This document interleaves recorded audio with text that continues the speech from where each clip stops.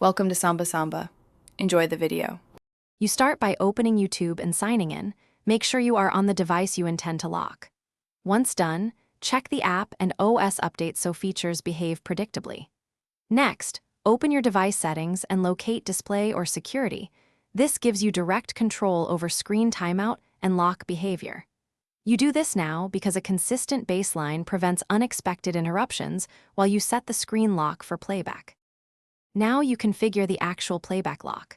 On Android, use screen pinning. On iOS, use guided access. These keep YouTube in the foreground. Once in settings, enable the feature and set a passcode or biometrics for exit. This prevents accidental exits. Open the YouTube video you want, start playback, then activate the lock.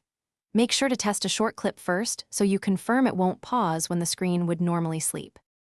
Finally, verify the setup by locking the device and watching for continued playback or audio.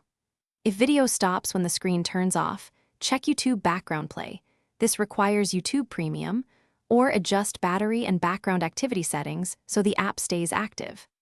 If the lock fails, restart the device and re-enable the lock method. Make sure no parental controls or battery savers override your choices.